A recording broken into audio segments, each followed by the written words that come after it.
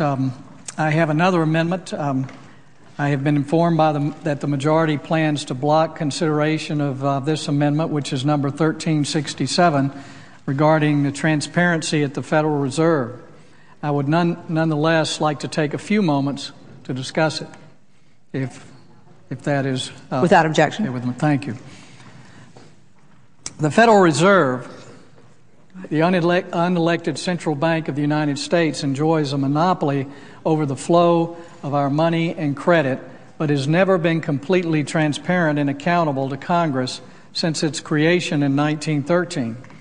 Since 1913, our dollar has lost more than 95% of its purchasing power. My amendment is called the Federal Reserve Sunshine Amendment, and it is modeled after legislation sponsored by Representative Ron Paul of Texas in the House and our colleague Senator Sanders of Vermont here in the Senate. This amendment amends Section 714 of Title 31 of the U.S. Code to remove existing restrictions on how the Government Accounting Office can audit the Federal Reserve. With these limitations gone, the Fed's discount window operation, funding facilities, open market operations, and agreements with foreign central banks and governments would all be finally open to congressional oversight. The Government Accounting Office would be required to audit the Fed by the end of 2010 and to report its findings to Congress. Every dollar created by the Fed has an effect on the value of the dollars in our pockets and bank accounts. We need to pay more attention to the effect of Washington decisions, whether fiscal policy made by Congress or monetary policy made by the Fed. They all are ultimately borne by the American people. The Federal Reserve will create and disperse trillions of dollars in response to our current financial crisis. Americans across the nation, regardless of their opinion on the bailout, want to know where the money has gone, exactly how much has been spent, and what collateral has been taken in return. That is why you see so much bipartisan support in the House, and Bernie Sanders and Jim DeMint being on the same side in the Senate. Inflation is a hidden tax, and we unfortunately forget about it too often when we are debating spending bills here in Congress. Our fiscal actions, higher deficits, increased long-term debt, entitlement obligations will necessarily need to be paid for by printing new money or borrowing more money from an increasingly skeptical world. Either option results in higher interest rates for consumers and a devaluing of the dollars they have already earned and saved. Allowing the Fed to operate our nation's monetary system in almost complete secrecy leads to abuse, inflation, and a lower quality of life for every American. Unfortunately, the majority has decided to use a procedural tactic to block a vote on this amendment by invoking something called Rule 16. This is a rule that prevents policy being added to spending bills. The majority claims that we do not legislate on appropriation bills. Of course, that is false. In fact, there are already Rule 16 violations in the bill we're trying to amend. We also saw this majority airdrop the Cash for Clunkers program into the recent supplemental appropriation bill. The majority may claim that this amendment is not relevant to the underlying bill, but in fact, there are already provisions in this bill related to the Government Accounting Office audits. So this language is quite appropriate on this bill. The legislation has already received the support of more than one-half of the House of Representatives within a few short months of its introduction. It's time for the Senate to show its support.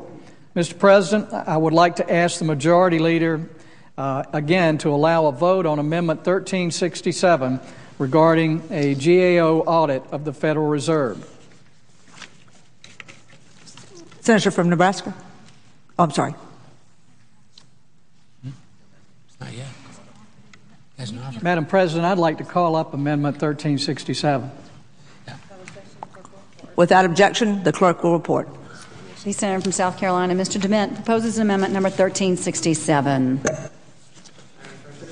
Senator from Nebraska. I make a point of order against the DeMint amendment that it's legislation on appropriations. Madam President? The point of order is well taken. The amendment. I regret the objection. The amendment falls. If I would like to make just a few comments about that, since the other side is arguing that Rule 16 applies here. My amendment contains language to an existing GAO audit of the Federal Reserve because it is legislative in nature, and in other words, because it actually addresses the audit itself and not just the funds for the General Accounting Office. They say because of that it's out of order. And Madam President, I'd like to ask a parliamentary inquiry. Is the language in Section 1501B dealing with an existing GAO audit of the National Transportation Safety Board legislative? It is. I thank the chair. Does it violate Rule 16? It does.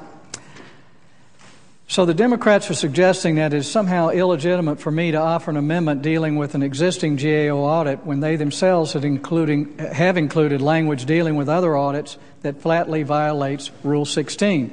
Madam President, just further parliamentary inquiry. Is the language in Section 1501C regarding a GAO audit of local educational agency spending legislative in nature and in violation of Rule 16? Yes. I thank the chair. What about Section 1501D, which repeals a GAO audit of small business participation in the Alaska National Pipeline?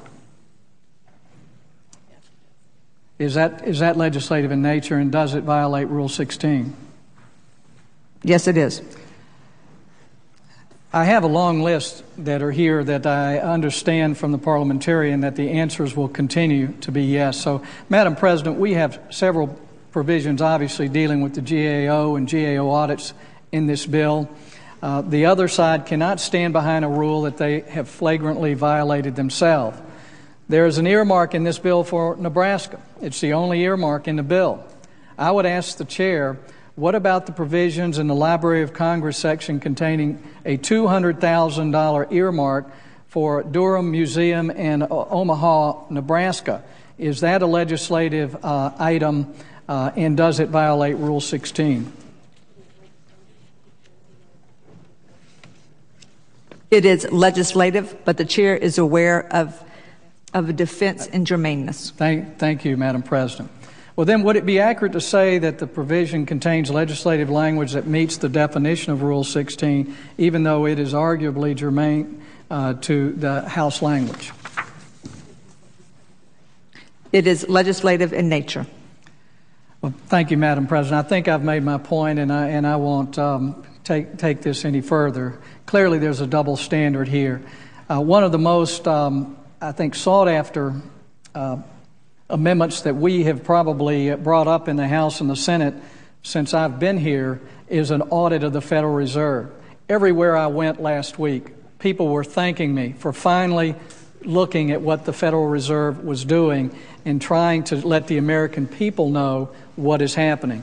This is an audit that has broad support, and I would encourage my colleagues on the Democrat side to allow this amendment to be voted on, but apparently the other side has decided to challenge it with a Rule 16, which they don't apply to their own language. But as I said, Madam Chairman, I've probably said enough, and I thank you for your indulgence, and I'll yield the floor and note the absence of a quorum. The clerk will